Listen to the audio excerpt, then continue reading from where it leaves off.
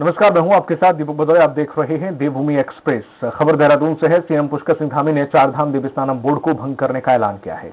आपको बता दें कि 2 साल पहले त्रिवेंद्र सिंह रावत सरकार के कार्यकाल में देवस्थानम प्रबंधन बोर्ड अस्तित्व में आया था। तीर्थ पुरोहितों के लगातार विरोध और विपक्ष के चुनावी मुद्दा बनाने से बीजेपी पर दबाव बना हुआ था। सीएम धामी ने कहा है कि मामले में उच्च स्तरीय रिपोर्ट पर विचार कर अधिनियम वापस लेने का फैसला लिया है। उन्होंने कहा है कि मनोहर कांत ध्यानी ने उच्च स्तरीय कमेटी बनाई थी, जिसके आधार पर अधिनियम वापस लिया गया। उन्होंने ये भी कहा है कि समाज के लोग और जनप्रतिनिधियों से बात करके उनके सुझाव पर यह फैसला लिया।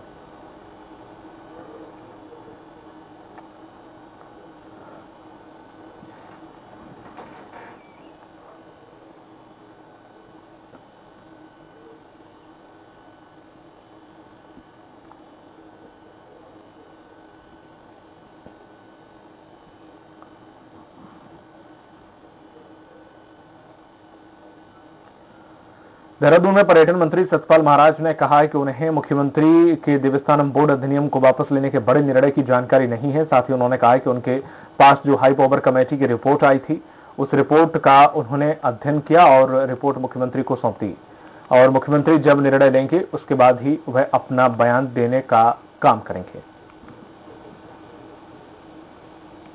मैंने तो रिपोर्ट सौंप दी है। माननीय मुख्यमंत्री जी उसकी घोषणा करेंगे और ये 89 पन्नों की जो रिपोर्ट है मनोहर कांत ध्यानी जी की, वो मुझे सौंपी गई थी। उसका जो सारांश है वो मैंने माननीय मुख्यमंत्री जी को सौंप दिया कल। अब वही इस बात की घोषणा करेंगे। देहरादून में कांग्रेस ने भी देवस्थानम बोर्ड पर लिए गए धामी सरकार के फैसले का स्वागत किया है। कांग्रेस प्रवक्ता गरिमा दुसानी ने कहा कि यह तीर्थ पुरोहितों और पांडा समाज की एकता की जीत है। उन्होंने इस काले कानून का लगातार विरोध किया। साथ ही उन्होंने कहा कि जिस तरह से 2 साल पहले तत्कालीन सीएम त्रिवेंद्र सिंह रावत ने बोर्ड को तीर्थ पुरोहितों के लिए काला कानून बनाने का काम किया था, उस पर आज धामी सरकार ने रोल बैक हुई है। और कांग्रेस ने जो आशंका जताई थी कि कृषि कानूनों की तरह ही देवस्थानम बोर्ड पर भी भाजपा सरकार फैसला ले सकती है, वही आशंका आज सच साबित हुई। जो घाव और छाले हैं, जो पंडा पुरोहित समाज का इन्होंने अपमान किया, वो इतनी आसानी से इसको भूलने वाले नहीं। लोगों ने प्राथमिक सदस्यता से भाजपा की इस्तीफा दे दिया, उनको कांग्रेसी कहकर नवाजा गया पूर्व मुख्यमंत्री के द्वारा। तमाम ओछे बयान जो पंडा पुरोहित समाज के लिए दिए गए, निश्चित तौर पर वो बहुत दुर्भाग्यपूर्ण थे। और आज मुझे लगता है पंडा देवस्थानम बोर्ड भंग होने पर आप प्रभारी दिनेश मोहनिया ने तीर्थ पुरोहितों को बधाई दी है। उन्होंने कहा कि पुरोहितों का संघर्ष रंग लाया, अहंकारी सरकार को अपना फैसला वापस लेना पड़ा। आप उपाध्यक्ष अमित जोशी ने भाई सभी तीर्थ पुरोहितों को बधाई दी और उन्होंने कहा कि देवस्थानम बोर्ड 25 साल पुरानी परंपराओं पर कुठाराघात था। मुख्यमंत्री जी देखते क्या है, मतलब सारी रिपोर्ट हमने दे दी है। अब माननीय मुख्यमंत्री जी घोषणा करेंगे, उसका अध्ययन करने के बाद घोषणा करेंगे। धन्यवाद। पुरोहितों सभी हक हकूकदारों को बहुत बहुत शुभकामनाएं। ये जो उन्होंने सारे पंडित पुरोहितों ने अपने खून से पत्र लिख करके माननीय राष्ट्रपति महोदय, माननीय प्रधानमंत्री महोदय से मांग करी थी, आज देवस्थानम बोर्ड को भंग करने के साथ साथ पुष्कर सिंह धामी सरकार का अपराध बिल्कुल सामने आ गया है कि किस तरीके से इन लोगों ने पंडित पुरोहितों पर अत्याचार करे। ये पंडित पुरोहितों की जीत है, लोकतंत्र की जीत है। आप सबको बहुत बहुत शुभकामनाएं। गंगोत्री में देवस्थानम बोर्ड को वापस लिए जाने से पुरोहितों में खुशी का माहौल है। पुरोहितों ने मुख्यमंत्री का तहे दिल से आभार जताया है और कहा है कि उन्हें भरोसा था कि मुख्यमंत्री पुष्कर सिंह धामी उनके हित का निर्णय लेंगे। और तीर्थ पुरोहित राजेश कुमार ने कहा कि 2 साल पहले पूर्व मुख्यमंत्री त्रिवेंद्र सिंह रावत ने जो काला कानून लाए थे, उसके काले कानून को समाप्त करने का काम मुख्यमंत्री पुष्कर सिंह धामी ने किया। इसलिए तीर्थ पुरोहित पांडा समाज मुख्यमंत्री पुष्कर सिंह धामी का आभार प्रकट करते हैं।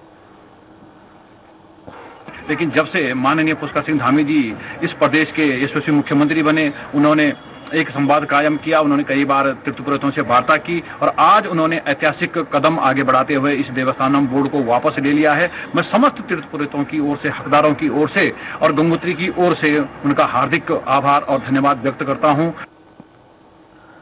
मुख्यमंत्री पुष्कर सिंह धामी ने देवस्थानम बोर्ड को भंग करने की घोषणा कर दी है, जिसके बाद धर्मनगरी हरिद्वार के साधु संतों और तीर्थ पुरोहितों में खुशी की लहर है। अखाड़ा परिषद ने देवस्थानम बोर्ड भंग होने के फैसले का स्वागत करते हुए मुख्यमंत्री धामी का धन्यवाद दिया है। इस मौके पर श्री गंगा सभा के पदाधिकारियों के द्वारा गंगा में दुग्धाभिषेक और पुष्प अर्पित कर पूजन किया गया। बता दें कि 30 पुरोहित लगातार इस बोर्ड को भंग करने की मांग कर रहे थे।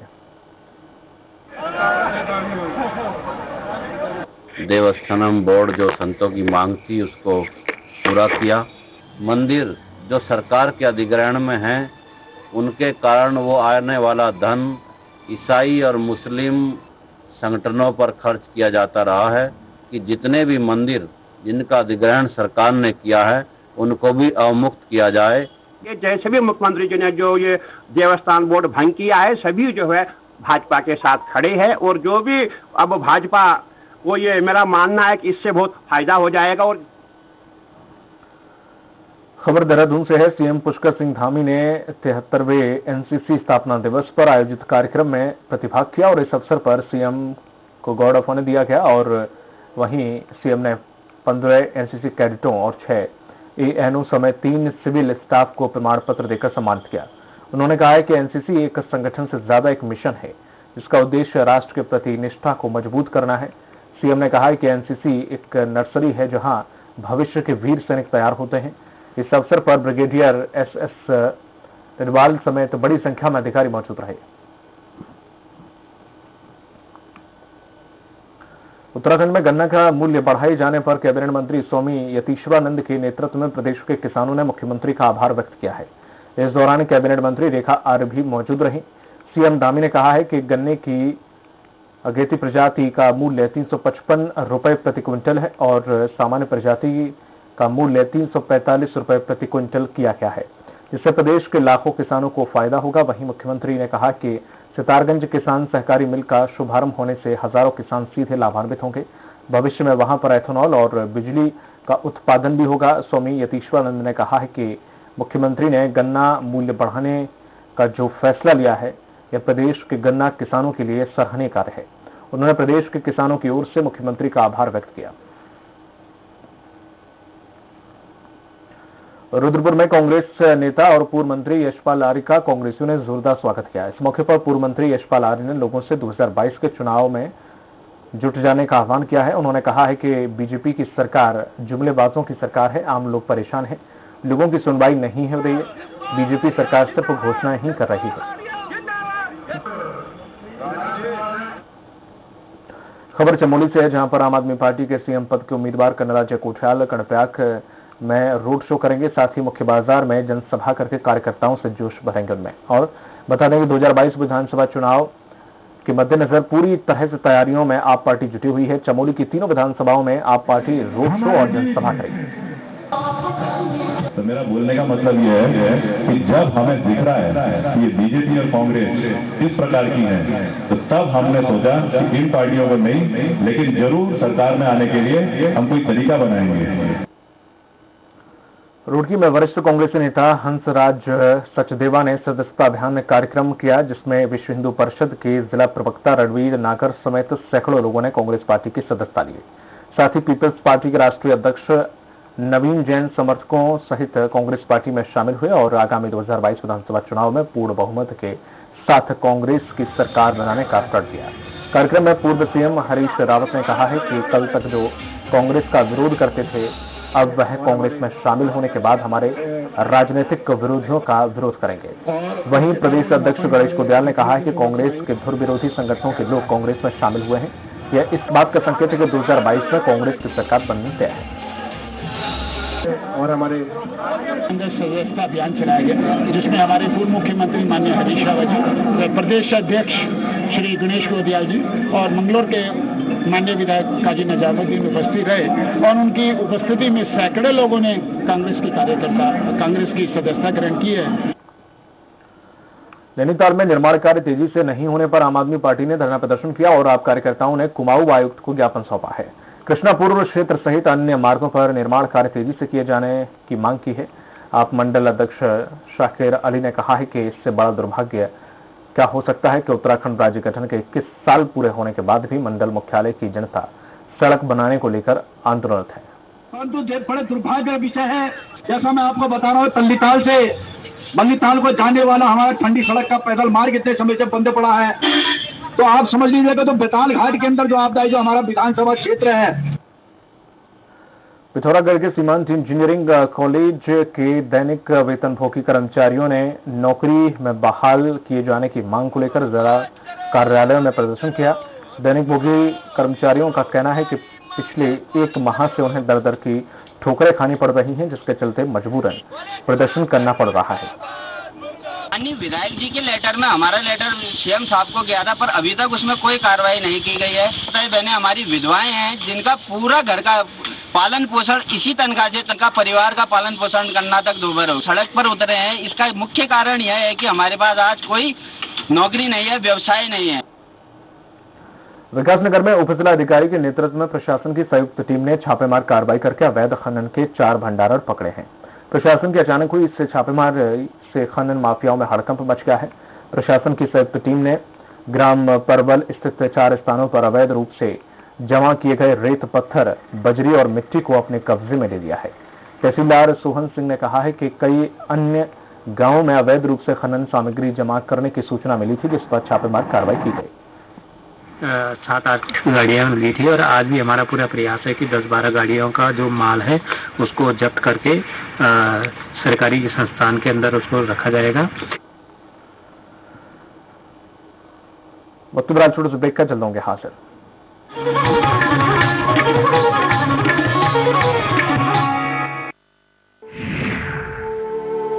महिला से ही घर, महिला से ही परिवार, महिला से ही समाज, महिला से ही संसार। इसलिए महिलाओं को सुरक्षा, सम्मान, अवसर, प्रोत्साहन, आत्मनिर्भरता और विभिन्न प्रकार की सुविधाएं देकर उनके समग्र विकास के लिए प्रतिबद्ध है उत्तराखंड सरकार। मुख्यमंत्री पुष्कर सिंह धामी के नेतृत्व में राज्य में महिला सशक्तिकरण की दिशा में कई अभूतपूर्व कदम उठाए गए हैं। राज्य के आर्थिक विकास में सूक्ष्म एवं लघु उद्यम क्षेत्र में महिलाओं की भागीदारी सुनिश्चित करने के लिए सरकार ने विशेष प्रोत्साहन योजना की समय सीमा को बढ़ाकर मार्च 2023 तक कर दिया है। प्रदेश की बेटियों को सशक्त बनाने के उद्देश्य से उत्तराखंड सरकार ने नई पहल की है।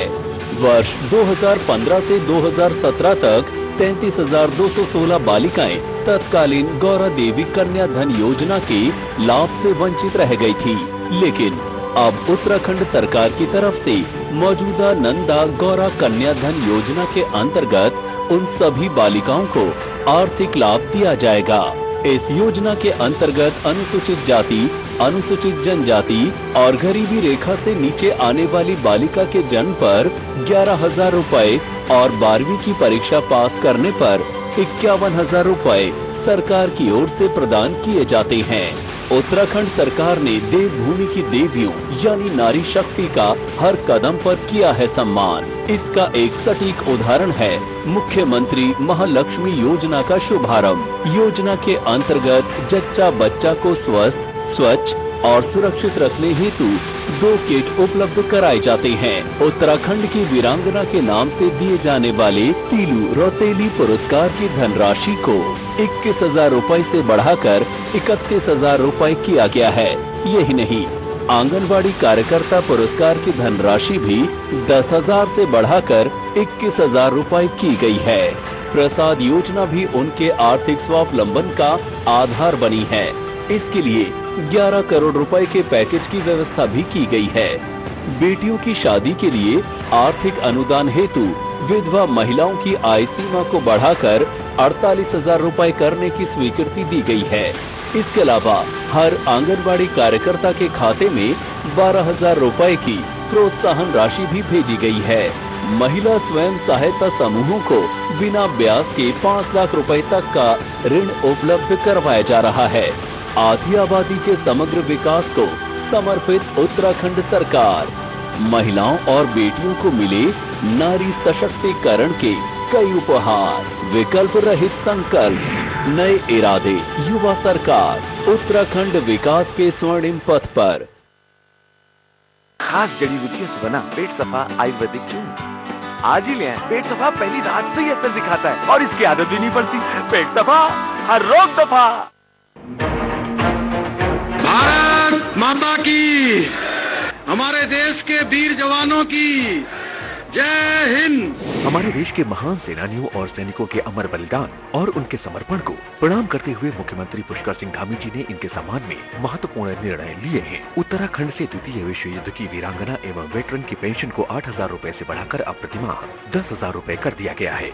सैनिकों और पूर्व सैनिकों के बच्चों के लिए छात्रावास, हरिद्वार में स्वतंत्रता संग्राम सेनानी सदन का निर्माण, शहीद हुए सैनिक और अर्धसैनिक बलों के आश्रितों की अनुदान राशि 10 लाख से 15 लाख रुपए करने जैसी महत्वपूर्ण घोषणाएं हमारे वीर सैनिकों और उनके परिवारों के लिए उत्तराखंड सरकार का समर्पित प्रयास है। सैनिकों के संग है हम, उत्तराखंड है हम। छत्तीसगढ़ में धान खरीदी शुरू होने से पहले बारदाने पर जारी सियासी घमासान के बीच अन्नदाता आखिर समय पर कैसे बेच पाएगा अपनी फसल? हर साल धान खरीदी के दौरान होने वाली परेशानी को दूर करने में कहां रह गई कमी? क्या केंद्र सरकार द्वारा मिस कोऑर्डिनेशन का खामियाजा भुगत रहा है छत्तीसगढ़ का अन्नदाता?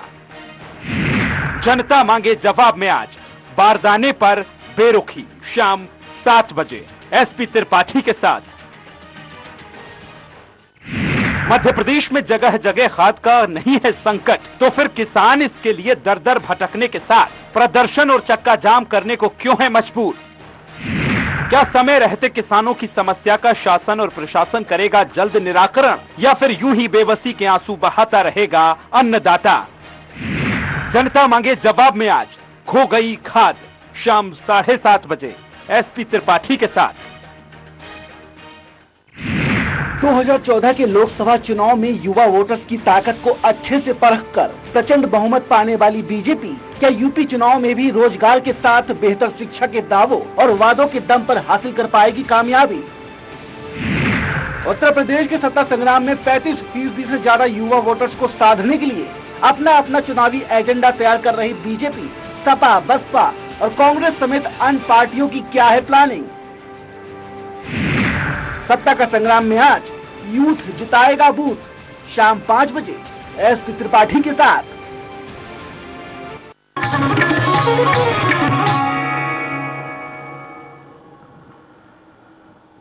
देखिए, स्वागत है आपका। रुक करते हैं अगली खबर की ओर। कालाडूंगी के रामनगर वन विभाग के फतेहपुर वन रेंज क्षेत्र अंतर्गत कई ग्रामों में हाथियों का आतंक देखा जा रहा है। हाथियों के दल से ग्रामीणों ने अपनी जान भागकर बचाई। करीब 1 सप्ताह से हाथी आबादी वाले क्षेत्रों में झुंड उनका नजर आ रहा है। हालांकि वन विभाग ने राष्ट्रीय गश्त के साथ सौर ऊर्जा फेंसिंग लगाने के निर्देश दिए हैं। साथ ही लोगों के हुए नुकसान का प्रशासन के अधिकारियों ने मुआवजा दिलाने की भी बात कही है।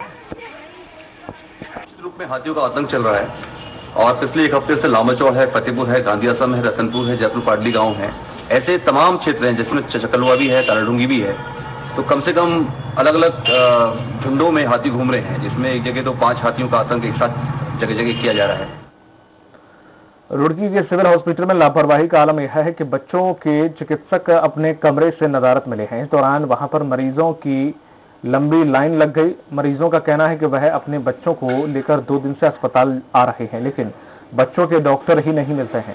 वहीं इस संबंध में डॉक्टर का कहना है कि सीएमएस की छुट्टी पर होने के कारण वह सीएमएस के चार्ज पर हैं और उन्होंने कहा है कि जो भी आरोप मरीजों के द्वारा लगाए जा रहे हैं वे पूरी तरह से बेबुनियाद हैं। मिलता हूँ, वही बैठता हूँ। ये आरोप नहीं लगा रहे हैं। उनका कहना है कि आप अभी भी सुबह से बैठे हो, आप सुबह से अपने रूम में नहीं। मैं सुबह से यहाँ बैठ के देख रहा हूँ। देखो सामने 17 मई देख चुका हूँ। दिल्ली वाला पार्ट लिमिटर से किस लिए आए? बच्चे को दवाई दिलाने के लिए आए थे। कल भी आए थे, कल पर्चा बनवाया, कल भी नहीं डॉक्टर मिले, आज भी नहीं डॉक्टर है। ज्यादा कभी 24 नंबर में बता रहे, कभी बच्चे को दिखाने आई थी मैं। अभी बच्चे के डॉक्टर कब से नहीं आया? बहुत देर हो गई, हम बहुत देर से खड़े हैं, 1.5 घंटा है नहीं अभी तक। आपके बच्चे को क्या दिक्कत है? मेरे बच्चे को कोल्ड हो रहा है, खांसी हो रही है। मसूरी में क्रिसमस ट्री की तैयारियां जोरों पर हैं। शहर के 5 सितारा होटल में 25 दिसंबर को परोसे जाने वाले केक की सेरेमनी उत्तराखंड के सांस्कृतिक कार्यक्रमों के साथ की गई। इसमें गढ़वाली गीत ने सभी का मन मोह लिया। क्रिसमस केक सेरेमनी में मुख्य अतिथि मशहूर लेखक गणेश सैली ने केक मिक्सर सेरेमनी में प्रतिभाग किया। क्रिसमस का आगाज है, क्रिसमस की beginning of the Christmas. So celebration अब शुरू होंगे और क्रिसमस का पूरा सीजन, जैसे सैलानियों का अब ऑक्यूपेंसी भी होटल्स की कुछ अच्छी जा रही है। इसमें होता क्या है कि तरह तरह के जो ड्राई फ्रूट, जिंजर पील, ऑरेंज पील, ये सब पील्स हैं, इसको वाइन के साथ हम सोक करते हैं पूरे 1 महीने के लिए। तो वो क्या होता है कि 1 महीने में पूरा जो फ्लेवर है अल्कोहल का, वाइन का, रम का, वो पूरा उसके अंदर चला जाता है। उसके बाद वो बहुत टेस्टी हो जाता है। उसके बाद उसको फिर क्रिसमस के आसपास उसके बेक किया जाता है। ये एक ट्रेडिशन है जो कि कई सालों से चला आ रहा है। केक मिक्सिंग एक बहुत एंशिएंट ट्रेडिशन है, बहुत पुरानी ट्रेडिशन है, जिसमें केक के इंग्रेडिएंट्स जो होते हैं, स्पेशली ड्राई फ्रूट, उन्हें अल्कोहल के साथ मिलाया जाता है।